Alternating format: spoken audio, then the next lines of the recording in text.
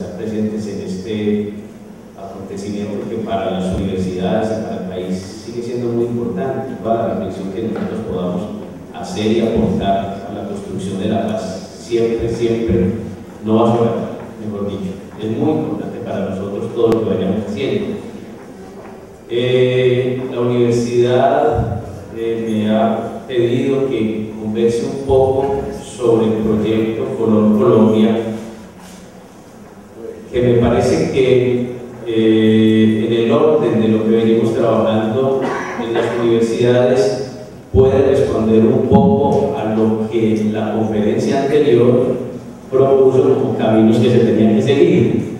Entonces yo espero que lo que yo converse en este momento, en este rato, sea a manera de propuesta una alternativa que creemos podemos ir aportando a la construcción de la paz desde el desarrollo humano, desde el desarrollo social. Color Colombia es, en primer lugar, una iniciativa de la Mesa de Vicerrectores de la Red de Universidades de Risaralda.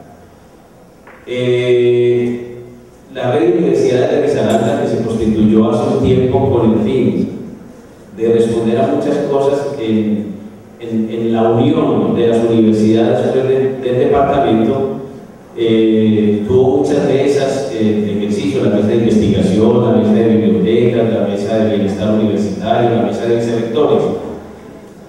Los vicerrectores tuvieron una preocupación que pues, nos propusieron algunas personas para trabajar, y la preocupación está en lo que el padre decía: la educación es pertinente, porque precisamente las universidades puede ser que eduquemos a muchas personas y posiblemente no las eduquemos para responder a una realidad social. Entonces, digamos, en ese orden de ideas, la mesa de vicerrectores empezó a preguntarse si había posibilidades de que nosotros, todas las personas que estamos vinculadas a la universidad, pudiéramos responder de mejor manera a las realidades sociales de la región. Entonces, digamos que esta iniciativa responde a esa inquietud. ¿Cómo podemos nosotros responder de mejor manera a esa propuesta o a esas necesidades que tiene la región? El acuerdo incluye algunas universidades y tiene por objetivo responder a garantizar una articulación intersectorial entre las universidades, a garantizar, ayudar a las poblaciones al desarrollo social. Aquí está planteado en estos términos: contribuir por medio del trabajo intersectorial a los procesos de desarrollo rural, local y regional del departamento a través de la implementación de estrategias que aporten al cumplimiento de las metas del milenio y, por tanto, al mejoramiento de las condiciones y calidad de vida de la población. Nosotros nos planteábamos por qué trabajar en el sector rural o por qué trabajar en el sector urbano. Y esa fue, digamos, como la primera pregunta. Pregunta que correspondía para nosotros a dos problemas. El primer problema es que cuando se trata de responder a las problemáticas regionales, no existe una propuesta que sea derivada de la reflexión y de la articulación intersectorial que incluya a las universidades en esa respuesta. Entendemos que frente a la problemática, digamos, de la región, el gobierno intenta, el Estado pues intenta dar una respuesta, las universidades intentan dar otra respuesta, el sector privado intenta dar otra respuesta y las comunidades intentan dar otra respuesta, pero no encontrábamos nosotros que hubiera posibilidad de encontrarnos los cuatro sectores.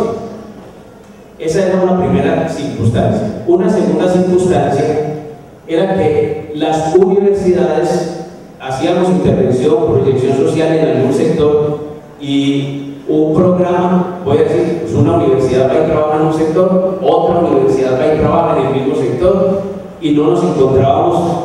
Es decir, parece que nos interesaba mucho la investigación, nos interesaba mucho hacer algún trabajo de proyección social y sacar la responsabilidad si se quiere, pero muchas veces no estábamos pensando en las comunidades.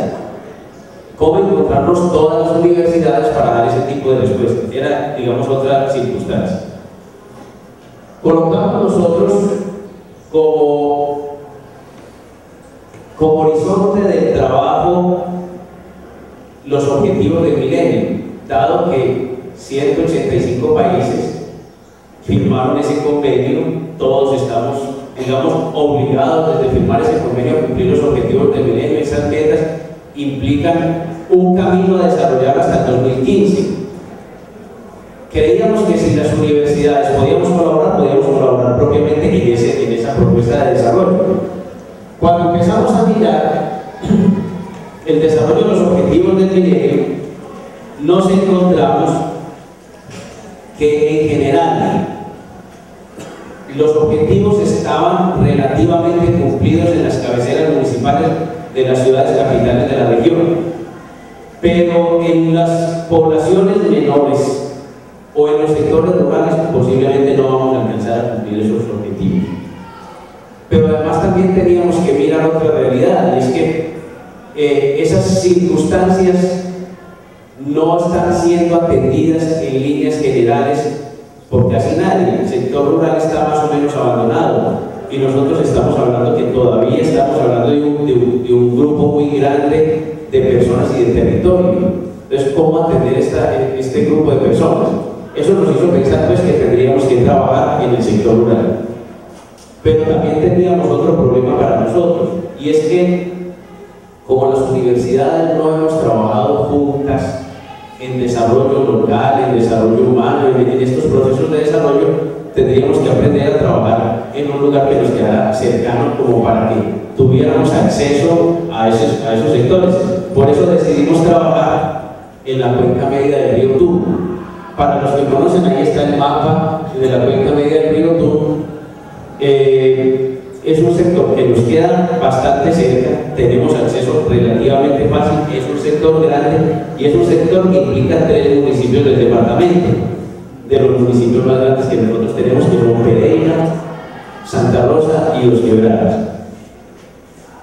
Decidimos entonces trabajar allí, además por otra razón, y es que el río Tubo provee de agua más o menos a 3/4 partes de la población de Risaralda. Risaralda tiene en este momento 825.000, 850.000 habitantes según el último censo, y nosotros más o menos 600.000 personas nos surtimos del agua del río Tubo. Entonces dijimos, este es un lugar muy importante para nosotros trabajar.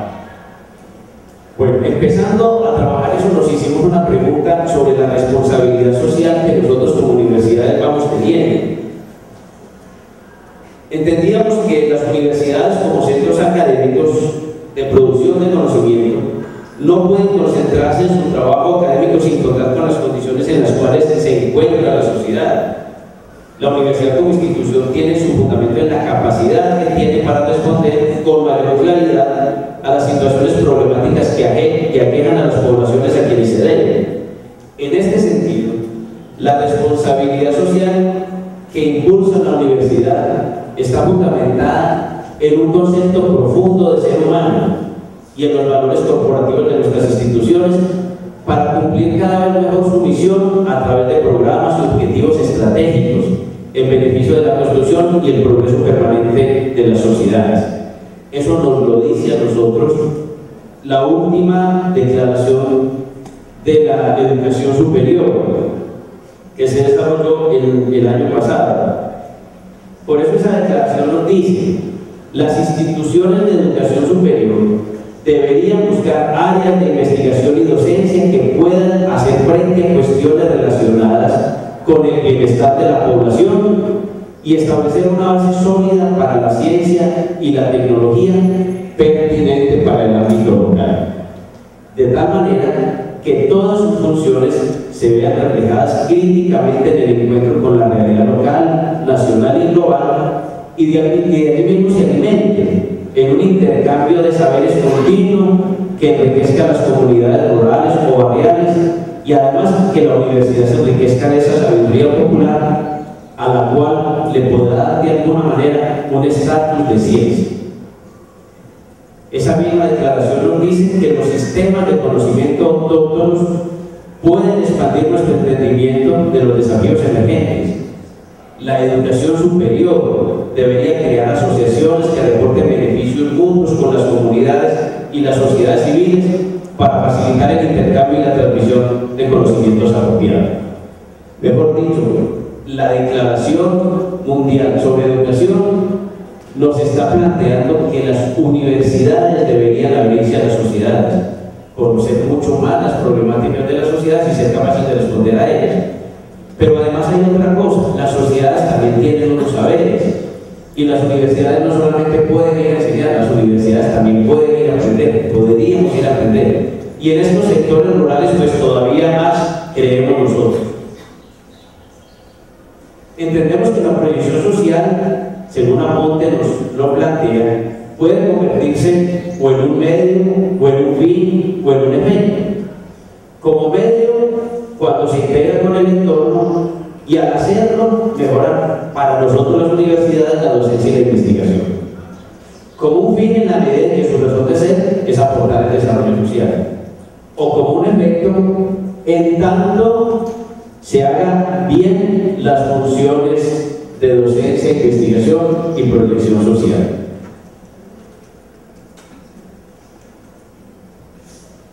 Según la CEPAL, construir capital social en un grupo podría entenderse como la capacidad efectiva de movilizar productivamente y en beneficio del conjunto los recursos asociativos que radican en las distintas redes sociales a las que tienen acceso los miembros del grupo en cuestión. Entendíamos nosotros que el ejercicio de las universidades en los sectores rurales sería construir capital social. Y sería construir capital social al interior de las comunidades, pero también es construir capital social al interior de nosotros mismos, porque es la realidad la que nos devuelve las razones del estudio, de la investigación y de la proyección. Mirando un poco nosotros esa realidad departamental, observamos algunos datos que nos llamaban la atención. Según Gaviria, Risaralda se destaca como uno de los departamentos colombianos con mayores avances en el objetivo del desarrollo del milenio, que tiene que ver con erradicar la pobreza extrema y el hambre. Sin embargo, persisten las desigualdades y la inequidad al interior del territorio, en tanto persisten los desequilibrios en la evolución de las condiciones de vida urbana y rural. Por lo que resulta necesario insistir en la importancia de una política de desarrollo regional que favorezca la desconcentración de las oportunidades de inversión en la entidad metropolitana, por ejemplo. Uno de los problemas o de los grandes propósitos planteados por la visión Risaralda 2017. En este mismo sentido, el Censo de Población 2005 nos dice que el 31,3% de los habitantes de la zona rural de Risaralda presentaban necesidades básicas insatisfechas, mientras que ese porcentaje en los sectores urbanos era del 12,3%. Estamos diciendo que en los sectores rurales necesidades básicas insatisfechas ha triplicado a los sectores urbanos. Nos hacía pensar que eso tendría que tener algún elemento importante para nosotros. En un estudio realizado en el seguimiento de los ODM, los objetivos, un trabajo que hizo Óscar Arango, vinculado a la red de Alma de la red de universidades públicas del sector, nos decía que el dato más preocupante corría por cuenta del desempleo, que prácticamente abre y cierra el estudio que se hizo entre 2001 y 2009, porque el desempleo está cerca del 20%, que equivale a no menos de 55.000 personas. Es decir, una de cada 5 personas en edad de trabajar estuvo buscando ocupación durante la semana en que se referencia esta encuesta. La cifra correspondiente a febrero-abril de 2009 terminó por colocar a Pereira como la primera ciudad a nivel nacional con mayor desempleo, seguida muy de cerca por Ibagué. Creo que esos datos para nosotros ya se han ido volviendo muy comunes. Nosotros, cada vez que los estudios muestran por televisión Pereira, diríamos Risaralda, estamos hablando, somos el departamento con un desempleo mayor, y algo tendríamos que hacer nosotros en eso. Mirar esta situación en el sector rural, se puede decir que el sector cafetero aún se entiende como un empleador importante del sector rural, ya que genera más o menos alrededor de 630.000 empleos en el país. Pero las condiciones sociales de los campesinos, cafeteros, por ejemplo, no les garantiza seguridad social ni pensional, y eso agrega una dificultad mayor pues, para el desarrollo. En estas cifras sociales de caficultura sobresalen las 125.000 mujeres cabeza de familia, que hoy están al frente, digamos, de las fincas y de los pequeños terrenos que tienen para cultivar. Este tipo de campesinado vinculado a la caficultura y que Risaralda ocupa cerca del 56% de los terrenos cultivados, ha sufrido también las consecuencias del impacto internacional de la crisis del sector. La disminución de los precios del café y la disminución de casi el 20% de la producción departamental en los últimos años ha tenido efectos en el empobrecimiento de las familias, lo que a su vez se ha visto reflejado en la inseguridad alimentaria, obligando a algunos a disminuir los gastos en alimentación e incluso algunos de ellos se ven obligados a vender sus propiedades.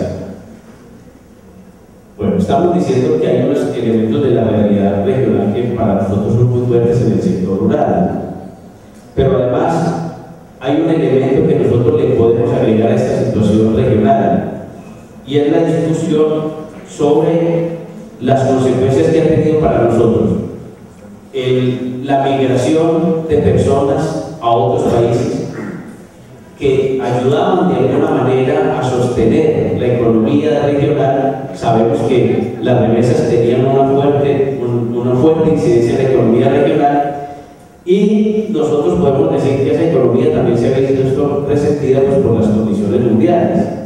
Se calcula que hay más o menos 250.000 risaraldenses viviendo por fuera, de una población de 250.000 viviendo fuera, es un número bastante alto. Y de ellos, pues muchos enviaban remesas a las familias, pero esto ha disminuido también, lo que ha incidido pues, en la participación de la economía regional, dado que esas remesas superaban el 10% de la demanda interna. En el aspecto de educación también ha habido dificultades. Nosotros podemos decir que ha habido aumento de cobertura, pero no podemos decir que haya habido aumento en la calidad. Eso, junto con las condiciones de desempleo y pobreza, trae como consecuencia la deserción escolar y la repitencia, lo que a su vez resta eficiencia en el manejo de los recursos necesarios a la hora de responder por el cumplimiento de la tarea educativa. Por todas esas razones, creo que podemos decir que el proyecto Colombia, la red de universidades tomó la decisión de trabajar en el sector rural, y entonces comenzamos a trabajar allí en lo que acabamos de demostrar, la cuenca media del río Turbio. Creímos que deberíamos trabajar en el desarrollo local, que esa era tal vez la perspectiva que más nos podría ayudar. Entonces nos preguntamos, ¿qué entendemos nosotros entonces ahora por desarrollo? Guacier nos presenta, nos dice que el desarrollo hoy es entendido como el logro de un contexto, de un momentum, de una situación, de un entorno, como quiera llamarse, que facilite la potenciación del ser humano para transformarse en persona, en su doble dimensión, biológica y espiritual, capaz, en esta última condición, de conocer y amar. Esto significa reubicar el concepto de desarrollo en un marco constructivista, subjetivo e intersubjetivo, valorativo, axiológico y, por cierto, endógeno, o sea, directamente dependiente de la autoconfianza colectiva, de la capacidad para inventar recursos, movilizar a los existentes y actuar en forma cooperativa y solidaria desde el propio territorio.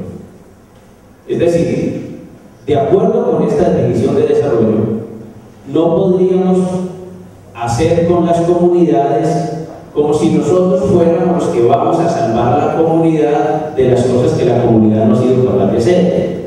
Mi predecesor decía ahora en la charla, decía que cuando las personas son capaces de empoderarse, cuando las personas son participativas, cuando las personas se sienten de alguna manera dueños del territorio, cercanos a la vida, tienen una actitud muy diferente a cuando se sienten más o menos limosneros, como nosotros a veces nos hemos ido acostumbrando a toda la gente pobre. Es decir, nosotros no podemos hablar de seres humanos pobres, sino realmente empobrecidos, por todas las consecuencias que hemos nosotros hablado.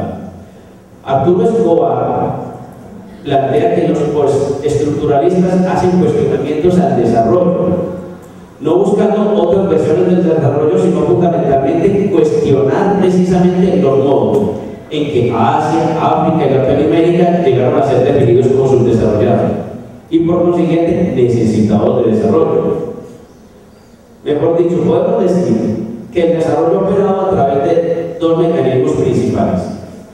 Uno, la profesionalización de los problemas del desarrollo, lo cual ha incluido el surgimiento de conocimientos especializados en desarrollo, así como campos para lidiar con todos los aspectos del subdesarrollo. Y esta primera parte, entendido el desarrollo como una profesionalización, nos ha llevado a que nosotros tengamos muchos expertos en desarrollo. No quiere decir que haya habido desarrollo. Y el segundo elemento que plantea es que la institucionalización del desarrollo ha generado una vasta red de organizaciones que actúan en el proceso. Estos de alguna manera facilitaron la vinculación sistemática del conocimiento con la práctica por medio de proyectos e intervenciones particulares que corresponde a lo que nosotros estamos intentando hacer. Desde esta perspectiva nosotros podríamos hablar que el desarrollo rural podría verse como un mecanismo sistemático para vincular los conocimientos expertos sobre la agricultura, alimentos, con intervenciones particulares como por ejemplo en extensión agrícola, en crédito, en infraestructura. Digamos como si esa fuera la forma natural de hacer las cosas. Nosotros vamos a las comunidades, les enseñamos cómo se debe hacer las cosas, cómo se produce de mejor manera, cómo se consigue más dinero, digamos. Pero eso realmente en el tercer mundo en general no ha producido transformaciones significativas, pero dado que los lineamientos que tienen los conceptos capitalistas sobre la tierra, sobre la agricultura y sobre la crianza de los animales ha hecho que no se garanticen las mejores condiciones para la vida del campo. Sobre esto uno podría decir muchas cosas, pero digamos por lo menos una. Nosotros les enseñamos a los campesinos, es que ayer yo venía conversando con un campesino, yo estoy viviendo ahora en este sector donde estamos trabajando, entonces venía trabajando con un campesino y el campesino venía a vender una leche. Entonces yo le dije, bueno, ¿cuánto le está produciendo? Bueno, está produciendo 30 litros diarios. Y yo le digo, ¿y usted cree que puede producir más? Y él me decía, sí, claro, si yo someto a la vaca a unas condiciones, seguramente que sí. Pero yo no sé si es necesario someter a los animales o a las plantas a ciertas cosas para que la producción sea mayor. A mí esta me dio vergüenza porque me pareció que este señor, que no es estudiado, tenía la concepción de la vida más clara que yo o que los universitarios, para quienes la producción es muy importante. Nosotros vamos al campo para que les enseñemos a las personas cómo acomodan la vida de los animales y de las plantas para que produzcan más, de tal manera que si producen más, ganan más, y si ganan más, entonces se sienten ricos. Bueno, eso tiene también otra implicación también en el orden ético. En el orden ético nosotros siempre estamos hablando de las personas que tienen mucho dinero como las gentes de buena familia. Uno siempre dirá, desde el punto de vista ético, pues, entonces con las explicaciones que uno tiene, cuando uno dice de alguien que tiene plata, uno siempre dice eso es de familia bien. Entonces uno nunca escuchará decir a un rico una expresión que es muy común entre nosotros, que se dice, yo soy pobre pero honrado. El rico debería decir, yo soy rico pero honrado, que es más difícil, ¿cierto? En las condiciones en que nosotros vivimos y sobre todo en los sectores populares, el problema del sector popular, y en este caso de los sectores rurales a los que nosotros estamos asistiendo, pensando en la construcción de desarrollo local, es que una primera condición es valorar al campesino. Es que la situación del sector rural ha cambiado de configuración muchísimo, dado que nosotros, la ciencia, les hemos aportado unas maneras de construcción, de desarrollo en el campo, que seguramente en las que hemos olvidado las tradiciones fundamentales. Sobre eso hablaré un poquito más tarde. Estoy hablando entonces de desarrollo local. El desarrollo local tiene unas condiciones. Digamos que Cárdenas nos propone unas dimensiones para el desarrollo local.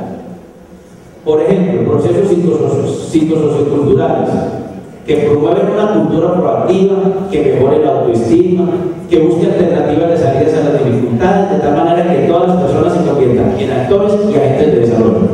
Esa es una condición del desarrollo local. La otra es la dimensión económica, en la que se implica de alguna manera los diferentes actores del desarrollo, el sector privado, el Estado, el voluntariado, sin fines de lucro. Eso implica pues a la vez tener un aparato técnico y productivo de comercialización que genere riqueza y que apoye el desarrollo de pequeñas empresas. Mirado esta parte económica en los sectores rurales, podríamos decir que esto se liga con la producción agropecuaria, agroindustrial y turística, vinculando pues estas perspectivas al terreno del campo. Sin embargo, pues yo les decía, el terreno de las tierras, la asistencia en los sectores rurales se ha significado, dado que hay un nuevo sentido del tiempo, del espacio, de las articulaciones. Uno podría hablar que hay un sector rural que no es campesino.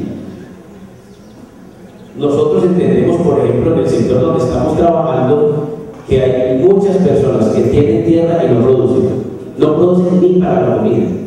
Entonces ellos se vienen a Pereira a trabajar, terminan su bachillerato, los jóvenes se vienen a Pereira a trabajar como empacadores en los supermercados. Y nosotros mismos creo que les hemos quitado la conciencia sobre el encuentro con el campo, la producción en el campo y la posibilidad que tiene el campesino de tener que vivir. Claro, todo esto tiene que ver también con el encarecimiento de todos los procesos. No es fácil para un campesino sostener hoy una hectárea de café. A ver, alguna vez se hacía ese ejercicio: ¿cuánto vale producir café en una hectárea? ¿Cuánto tiene que gastar y cuánto le queda a un campesino al año con esa producción? En realidad, nosotros podemos decir que hoy ya no le está quedando casi nada. Hay un elemento muy importante que en este gráfico yo coloqué al centro. Silva dice que la identidad del territorio es un elemento fundamental para la planificación del desarrollo local. Él define la identidad como el conjunto de las percepciones colectivas que tienen sus habitantes con relación a su pasado, sus tradiciones y sus competencias, su estructura productiva, y además no es un conjunto integrado de multitud de identidades circunstanciales que son propias a cada grupo social. Tendremos que decir que esta identidad no es inmutable, no podemos nosotros hablar de la identidad del campesino, sino de muchas identidades que se han ido dando allí. Entendiendo ese desarrollo local, así como lo hemos planteado, nosotros para el trabajo asumimos una síntesis conceptual de un proyecto que se llama UNID, una nueva iniciativa rural, y que fue trabajado por algunas universidades en Costa Rica. Entendemos que Manizales también nos ayudaba. Hay que juntar para el desarrollo local las organizaciones comunitarias, las CAL, juntas administradoras locales, las juntas de acción comunal, los grupos juveniles, la institucionalidad del Estado, los gobiernos municipales, departamentales, los procesos productivos, cadenas productivas, modelos económicos y la generación del conocimiento de la universidad. Para nosotros ese era como el primer trabajo que teníamos que hacer. Y nosotros dijimos, ¿cómo matamos este tiempo? Porque ahorita el padre nos decía, una condición de la gente es que tiene una desconfianza impresionante del Estado. Yo creo que digo la gente, estamos hablando del sector rural, yo creo que nosotros, muchos de nosotros también. Pero entonces, si el desarrollo es en principio la obligación del Estado, ¿qué hacemos las universidades ahí? Quisimos en principio empezar a asistir a las comunidades, nos reunimos con las juntas de acción comunal, con la organización que hubiera, con las ONGs, con las juntas administradoras locales. Logramos entre todos ponernos de acuerdo en algunas cosas. Dijimos, todo trabajo que empecemos a desarrollar aquí lo vamos a planear entre todos. Pero es que ya había una planeación, por ejemplo, en el sector de Pereira, que corresponde a la Junta Media Juventud. Hay un plan de desarrollo local. Y si hay un plan de desarrollo local, pues nosotros no podemos ir a decir, bueno, cambiemos el plan de desarrollo local, eso terminaba hace como 3 años. Entonces, tomemos ese plan que ya se hizo con toda la gente y miremos cómo todos apuntamos allí. En ese sentido, pues tomamos algunas decisiones. En la parte de salud, por ejemplo, nosotros nos encontramos que la Universidad Tecnológica ya llevaba un trabajo largo. El programa de medicina venía trabajando una propuesta que es muy interesante, que se llama AIEPI. hay EPIs, atención integral en enfermedades prevalentes en la infancia, lo que nos ayudaba a nosotros mucho a aportar al cumplimiento de uno de esos objetivos del milenio, que es disminuir las enfermedades prevenibles en los niños menores de 5 años. Bueno, entonces empezamos a trabajar a partir de allí. Todos dijimos, trabajemos en eso, pero ¿qué hacemos? Que la universidad venga y revise todos los niños, trabaje con los niños. No, lo que hay que hacer es preparar madres comunitarias, preparar agentes comunitarios. Y entre la Universidad Tecnológica, la Universidad Católica, la Universidad Libre, con los programas de medicina, psicología y enfermería, elaboramos una propuesta para acompañar a personas de la comunidad que estuvieran en capacidad de prestar el servicio a otros. Esa misma perspectiva nosotros podríamos decirlo en el sector de Santa Rosa, pero el sector de Santa Rosa tiene menos asistencia de parte de la salud. Para los que conocen este sector de Santa Rosa de Cabal, que yo les mostré, una persona que se enferme en ese sector, Las Mangas, el Calichal, eso lo que sea, tiene que bajar a Pereira 2 quebradas a ir a Santa Rosa. ¿Quién va a resolver ese problema de salud? Ese problema de salud para nosotros es demasiado serio.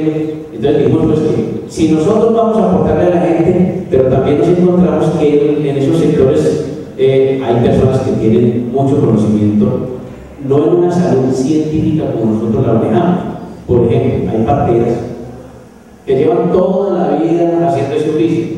¿Cómo encontramos la ciencia con el conocimiento que tiene la gente allí? Por ejemplo, sobre plantas medicinales.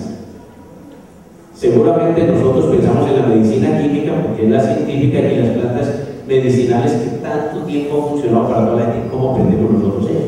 Entonces, también nos empezamos a juntar en esa parte a las personas que tuvieran conocimientos en esas medicinas, digamos, tradicionales, para ver cómo compartíamos los esfuerzos en ese sentido.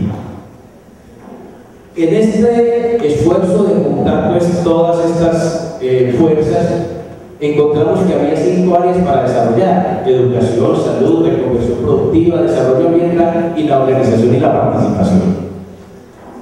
En cada una de esas cosas dijimos, hagamos alguna cosa. En reconversión productiva nos encontramos una realidad para nosotros serios. Por ejemplo, ustedes ven que los fines de semana, dado que se acabó el sitio de recreación de Cerritos, donde la gente iba a llevar cometas y todas las cosas, todo el mundo está echando para la cuenca media de Otún. En esa cuenca media de Otún, esa cuenca no está preparada para recibir tanta gente, y es un sector que para nosotros hay que cuidar por el agua, pero estamos recibiendo más o menos 5.000 personas los fines de semana. 5.000 personas que son personas de estratos 0, 1, 2, digamos, que van hasta la primera parte de San José, porque allí están los charcos del río a los que uno puede ir, no tiene que pagar nada. De ahí para adelante van los ciclistas, los caminantes y las familias que tienen económicamente cómo pagar un almuerzo. Eso tiene todas las consecuencias para el campo. Tiene todas las consecuencias porque toda la gente que va, por lo menos alguna basura de ella. ¿Cómo vamos a resolver eso? Y eso, digamos, es una cosa que nos va a tocar resolver con la gente, que nos va a tocar resolver con el Estado, que nos va a tocar resolver entre las universidades. Eso hay que resolver. Pero además se nos está volviendo un sector turístico. ¿Y qué tipo de turismo es eso? Entonces, una alianza pues, que hicimos en ese momento con la CARDES, la Corporación Autónoma Regional de Risaralda, que es el ente del Estado que tiene que responder por el ambiente. Entonces nos juntamos con ellos y ¿qué vamos a hacer? Entonces se organizó una agenda turística ambiental a la que invitamos a las comunidades, a las ONGs, a la Acotenco, que es el que maneja los hoteles, y a la Secretaría de Turismo, y nos pongamos de acuerdo cómo hacer. Se elaboró una agenda de turismo que en este momento estamos desarrollando y que esperamos dentro de poco podamos ofrecerle también a todos. Pero ¿cómo vamos a hacer? Que es una pregunta muy importante para nosotros, para que eso que está siendo una oportunidad económica para las personas no se le vuelva un problema serio. Por ejemplo, lo que pasó en Salento. En Salento, ustedes saben que hoy es un centro turístico del Quindío, que no es de la gente de Salento, sino que es de empresas que vinieron a comprar territorios y seguramente ya tienen económicamente de qué vivir, pero la gente del pueblo no tiene qué. Entonces hay que hacer un trabajo muy importante con la gente del sector para que no venda su terreno, para que aproveche esta oportunidad y se pueda desarrollar. Pero ahí hay otro condicionamiento. El otro condicionamiento es que el municipio había determinado en ese sector una cosa que se llama el Parque Lineal del Río Tun. El Parque Lineal del Río Tun es un parque que tiene alrededor, al lado y lado del río, ustedes lo vieron ahora en el sector rojo, 30 metros al lado y lado del río no se puede construir nada, es zona de protección. Y ya hay mucha gente ahí metida, ¿qué hacemos con eso? Entonces, se hizo un trabajo muy largo con las comunidades que se llama Acuerdo de Manejo de la Cuenca Media del Río Tun. Ese trabajo es de la Cámara. Nosotros como red de universidades nos vinculamos a ese proceso. Entonces, ¿qué estamos haciendo? Acompañando a las comunidades en el desarrollo de esa propuesta que para ellos es muy importante. Y aparece todavía una más. Una más es que en ese sector del río hay un grupo de areleros que son más o menos unos 36 que llevan, algunos de ellos por tradición, más de 150 años sacando arena del río. El Ministerio de Minas dice que no nos puede seguir aceptando que sigan trabajando ahí, a no ser que se conformen como asociación. Entonces, ese es otro proceso que creemos que corresponde a esta perspectiva del trabajo que estamos haciendo. ¿Cómo vamos a hacer que ellos, además de conformarse como asociación, puedan pensar que toda la vida no van a vivir de eso? Tendrán que vivir también de otras cosas. Por ejemplo, ¿cómo se transforma ese material? Entonces, la Universidad Libre, digo, nosotros podemos aportar en eso. Podemos aportar en convertir esa experiencia de estas personas en empresarios, pero además de eso vamos a mirar la calidad de la arena y del material, para qué sirve para hacer la propuesta. Eso es lo que nosotros pensamos. Los areneros dicen, no, yo toda la vida he vivido esto y me interesa seguir viviendo así, no me interesa de otra manera. Quiere decir que es posible. El programa de psicología de esta universidad ha empezado a hacer ese acompañamiento, porque además ellos no creen en ellos mismos. Entonces, ese nos parece que es un aporte interesante. Hablando pues del desarrollo local, en ese sentido podemos decir que esta síntesis de juntar a todos los actores, de permitir que las comunidades empiecen a hacer ese trabajo, nos parece que podría ser pues la salida para nosotros. Pero nos encontramos en el sector rural todavía una realidad más, y estoy hablando en este momento del sector más de Santa Rosa. Yo creo que todos ustedes y nosotros aprendimos la desconfianza como un elemento muy importante. Nosotros toda la vida hemos confiado. Nosotros todo el tiempo confiábamos en los demás. Nosotros íbamos al campo y del campo nosotros nos abastecíamos de muchas cosas, siquiera del agua pues. Pero uno pasaba por una finquita y en una finquita siempre le daban a uno alguna cosa, y si uno iba a visitar a alguien, algo le llevaba. Digamos, ese sentimiento de encuentro con el otro se fue perdiendo y fuimos creando una desconfianza mayúscula. Tanto es así que uno pasa por una finca y saluda, buenos días, y ella le responde, adiós, que le vaya bien. Que ya no lo recibe fácilmente en esas fincas. Yo quiero narrar aquí un texto que trae Theodor Bari, un señor alemán, y Dominique Temple, un francés, que dice lo siguiente de los habitantes de la época de la conquista. Dice: los habitantes de la provincia de Cartagena poseen en abundantes frutas, pescado y otros víveres de importancia vital. Sus armas son flechas envenenadas. Las mercancías que trucan habitualmente son la sal, el pescado y la pimienta, que llevan en otras regiones del interior que las necesitan y que cambian por otras mercancías. En el pasado, cuando el país estaba en paz, habían, dice así, amplios y numerosos mercados de granos, frutas, algodón, plumas y abrigos de plumas, cadenas de oro, piedras preciosas de diferentes especies, esmeraldas, etc. En este comercio tomaban únicamente lo que necesitaban, pieza por pieza, y lo trocaban contra sus mercancías, sin la mínima codicia o avidez. Se decía uno, toma esto, pero dame esto. En ellos nada tiene más valor que la comida y la bebida. Recuerden ustedes que eso es para nosotros muy significativo. Cuando uno quiere mucho a una persona le invita a comer. Y entre nosotros, los de esta región, decimos que cuando uno se mete a la cocina de otros porque ya tiene confianza. Es tanto así que se nos volvió una palabra, una expresión muy común a nosotros, los meter a la cocina. Cuando se le están metiendo en las cosas de uno. Ahora, es verdad que una parte de ellos, instruidos por nuestro ejemplo, empiezan a acumular riquezas, pero la mayoría de ellos en este deseo es muy leve. Bueno, quiero decir que este elemento para nosotros es muy fundamental en la construcción de desarrollo. Cómo devolver la confianza del encuentro con el otro, de dar y de recibir. Entonces empezamos a hacer una experiencia de construcción de escuelas de desarrollo endógeno en la parte de Santa Rosa con las veredas de allí. Y queremos hacer, en primer lugar, estamos haciendo un levantamiento de la información de qué productos tenemos. La gente no sabe lo que quiere. Cuando miramos el censo de producción que tiene el municipio, no se parece ni 5 al censo que ha hecho la gente. Entre todos dijimos, ¿qué nos interesa saber? Hicimos una ficha entre todas las comunidades y dijimos, vamos a hacer el esfuerzo de hacer ese censo. Y comenzamos por hacer el censo en una sola finca que hay.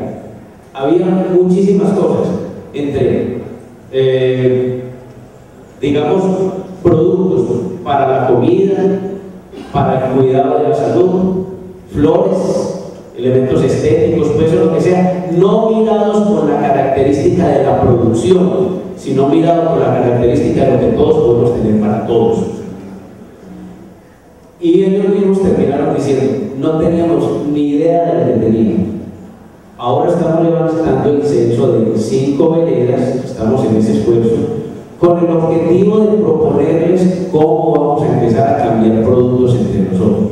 El trueque es una cosa demasiado sencilla, parece que para nosotros va a ser una cosa importante, porque es que es muy doloroso saber que un vecino sale a vender un racimo de bananos al mercado, se lo compra por nada, y él de enseguida va y lo compra por el doble del precio, pudiéndoselo negociar entre ellos. El intermediario siempre gana mucho.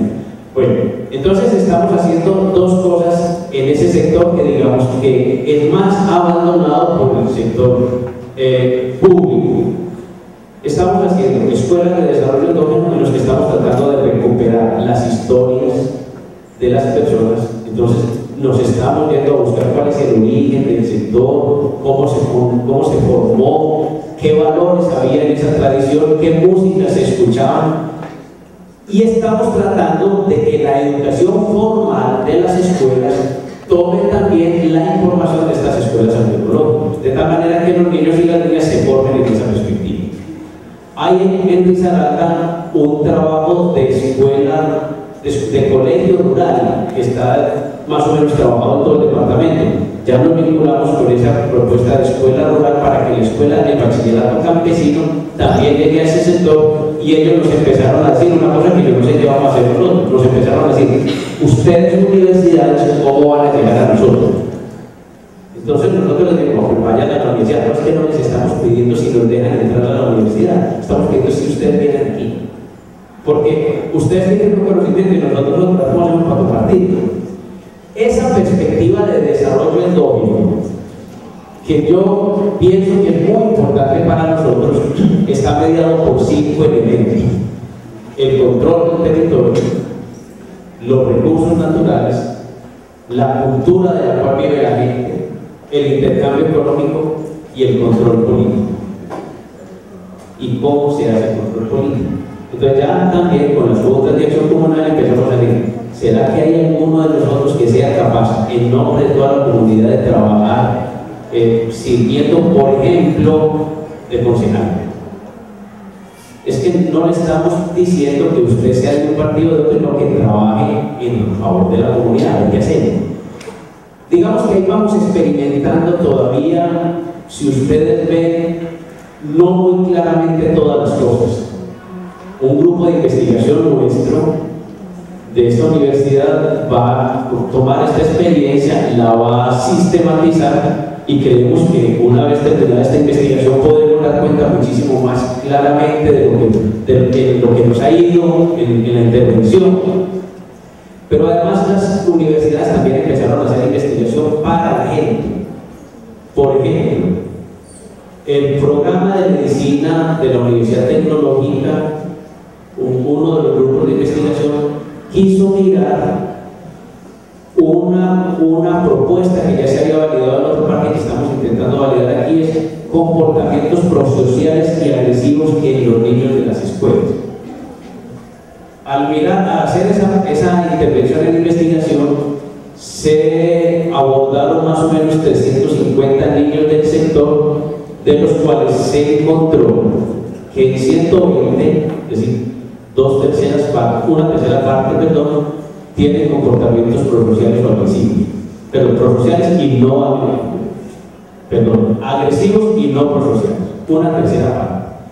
Quiere decir que, por ejemplo, el programa de psicología tendrá que intervenir en el aspecto social y en el aspecto clínico en el trabajo con esas personas.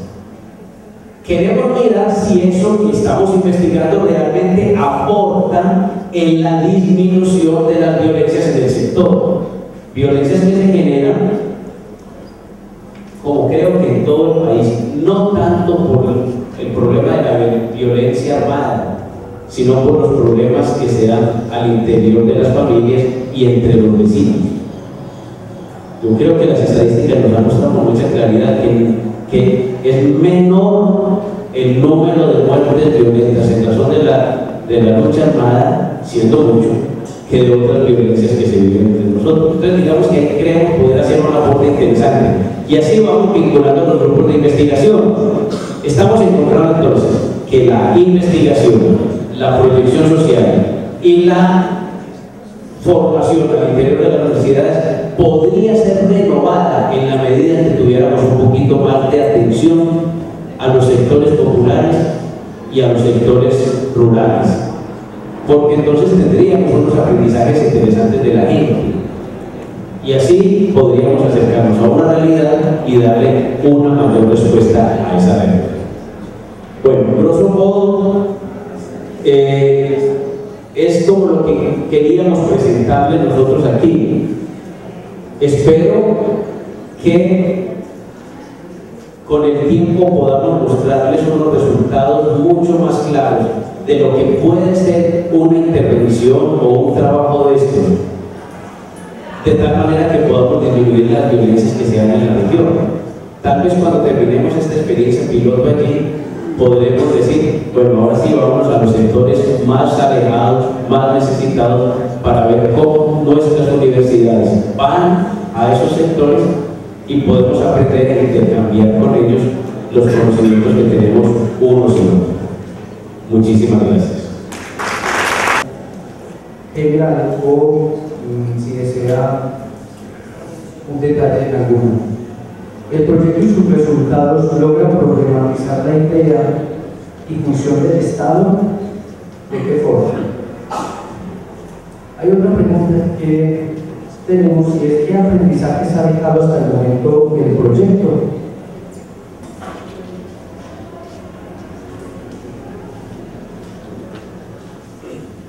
Dice esta: en la costa del río Sur, en el sector de la Florida, San José, La Bananera, viven aproximadamente 4.000 personas.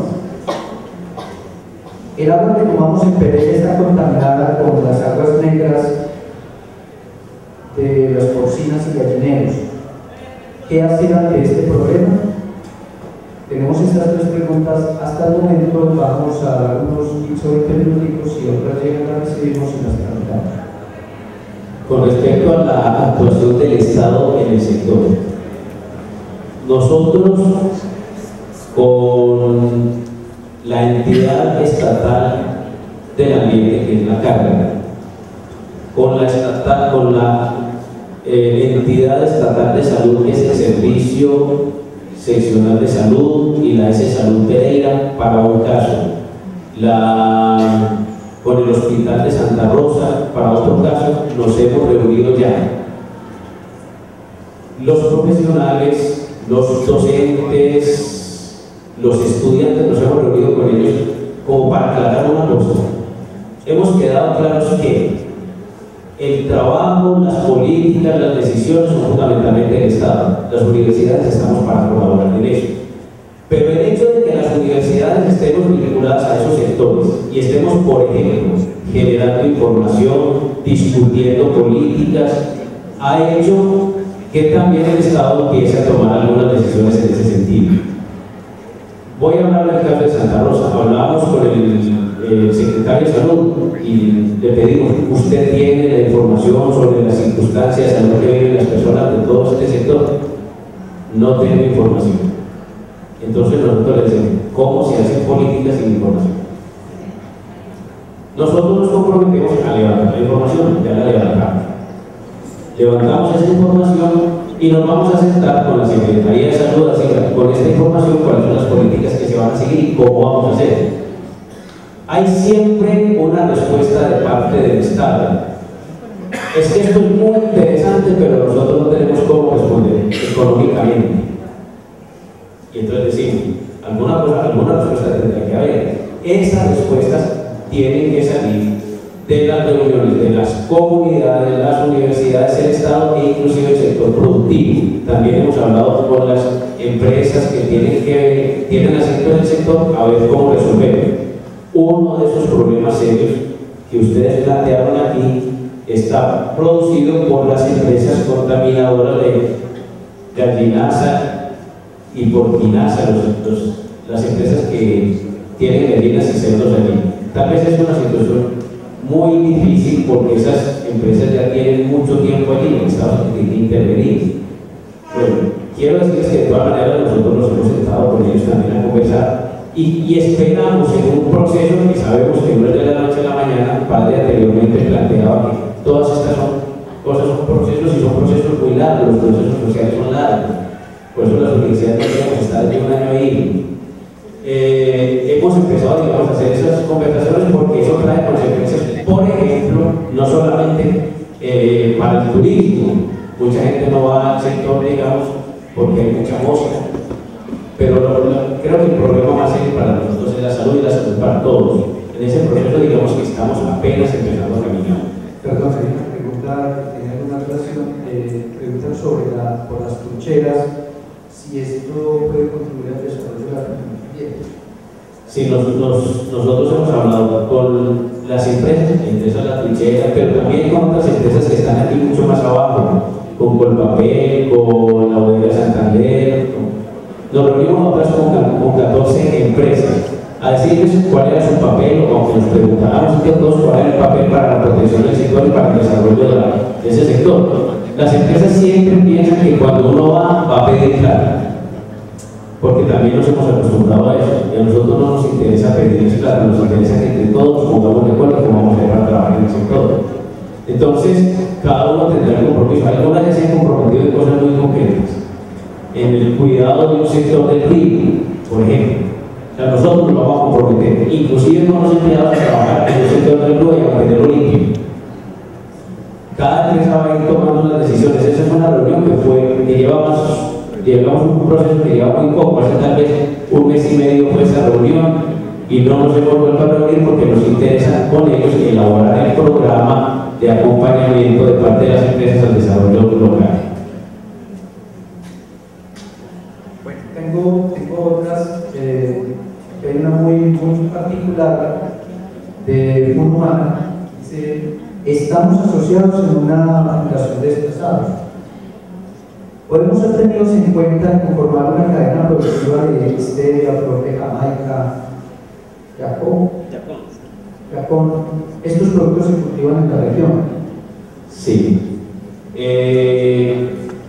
con un grupo de personas que ya tienen un poquito más de experiencia, pensamos que una vez se termine de elaborar el censo de los productos que tenemos en la región, vamos a hacer un plan de producción, un plan de transformación, y entre eso nosotros hemos tenido en cuenta estos productos de los que ustedes hablan aquí, fundamentalmente el Yacob. ¿Cómo vamos a hacer nosotros para transformar esos productos de tal manera que nosotros podamos comer los menos químicos posible?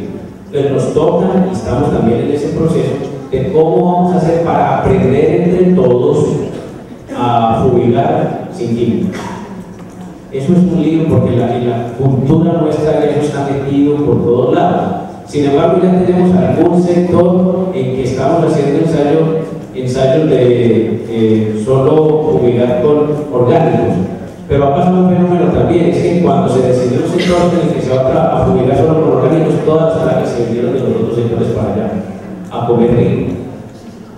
Y se vinieron porque en las otras partes los espantaron. Pero eso es la falta, me parece, y hemos conversado sobre la falta de conciencia de que el control mismo se hace entre las plantas y el mismo. La variedad ecológica que tiene el campo es muy grande para que se controle a sí mismo. Pero la falla que tal vez hemos tenido nosotros es el monocultivo, donde hay monocultivo de muchas plantas, donde hay una diversidad mayor, las plantas son menores.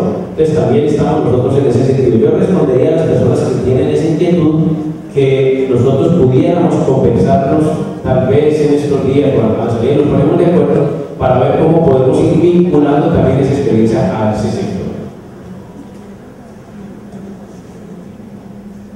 Bueno, hay unas preguntas, como decía ayer algún participante, que quieren acicatear aquí el conversatorio.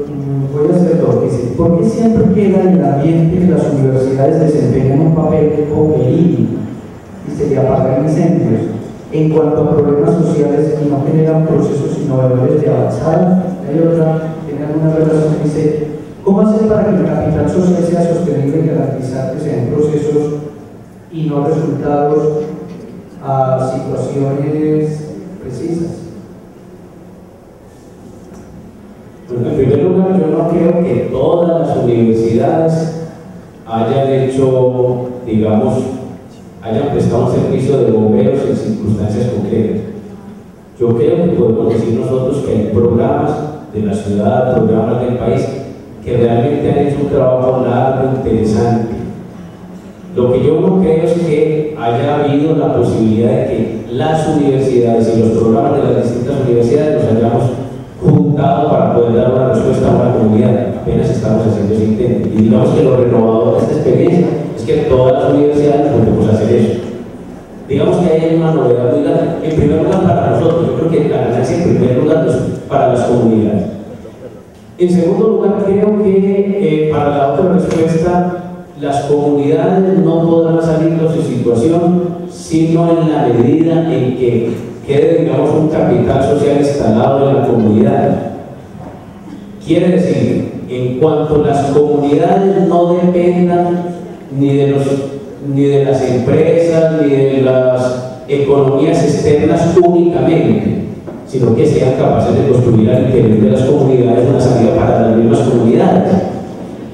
Es decir, el papel de la universidad en ese caso es acompañar, dar unas respuestas, compartir con la gente y asumir con ellos unas propuestas y dejar la capacidad instalada en las comunidades para que ellas sigan desarrollándose. Por eso me parece muy interesante que las comunidades empiecen a decir cómo las universidades, en la parte que tiene que ver con la formación académica, pueden llegar a estos sectores, para nosotros no tener que ir a las universidades, porque entonces la universidad se entiende como el campus o el sitio donde van las personas a estudiar.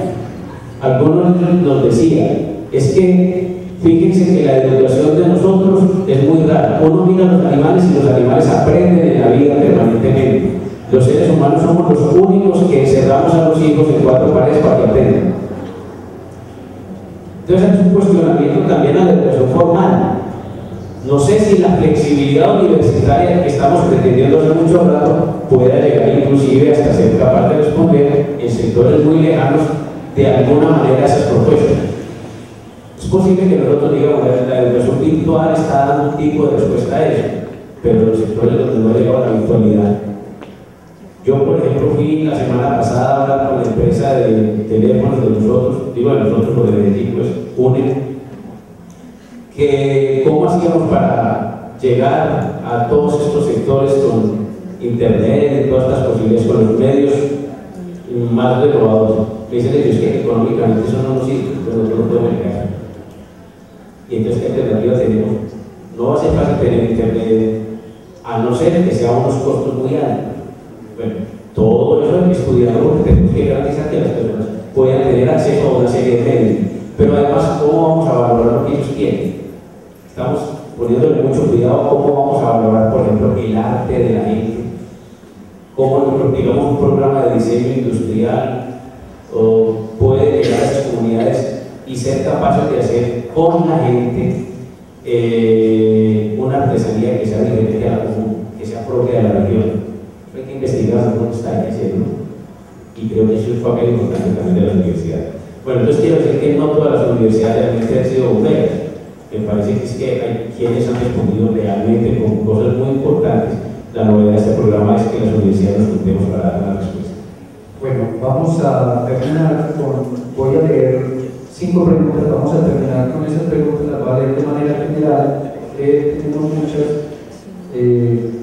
sin embargo queremos acomodarnos a la programación de tal manera que tengamos un tiempo para descanso. Siguiendo con la educación, dice: si la educación que se está impartiendo en las instituciones educativas no es pertinente, ¿qué mecanismos hay que adoptar para generar un cambio y a quién le corresponde hacerlo? Otra pregunta: ¿de qué forma, de qué manera se relaciona el currículo de los programas académicos que participan en el proyecto con el desarrollo del mismo? ¿Cuál es el papel de los estudiantes en esta experiencia? Otra pregunta: la intensificación de la agresividad en los niños es evidente. ¿Usted considera que el desempleo de los padres es traducido, o estos comportamientos se traducen en los menores?